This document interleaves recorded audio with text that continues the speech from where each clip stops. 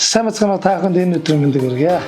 За жил болгон зохион байгуулагддаг Барууртын засаг даргын газраас зохион байгуулдаг найрсаг Баруурт арга хэмжээнд бол хөдөлмөр халамж үйлчлэгээний газар их бол дэмжин хамтарч ажилладаг. Олон жил бас хийлээ иргэдийн бас хүсэн хүлээдэг сайхан арга хэмжээ болж байгаад бид хүмүүс төрийн байгууллагын хувьд бол сайшаан хамтран дэмжиж ажилладаг билээ.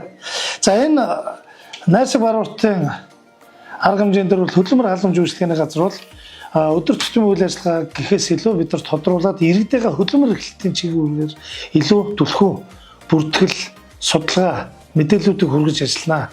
За аж ахуйн нэгжүүд бас байна. Аж ахуйн нэгжүүд бас та бүхэн найрсаг Барууртаар ирээд хөдөлмөрийн тухай хөдөлмөр эрхлэлтийг дэмжих тухай хуулийн талаар бас ойлгомжгүй зүйлээвэл бид хүн яг энд зориулаад бас Улаанбаатар хотоос 3 мэргэжлийн бас зөвлөгчүүд авчруулж байгаа. Энэ дээр бас бизнес эрхлэгчдийн сургалтыг бас явуулна.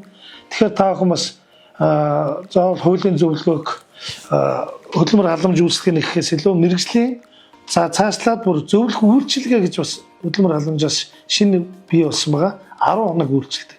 Эдгээрийн бүртгэлийг явуулна аж ахуйн нэгжүүд дээр хэд.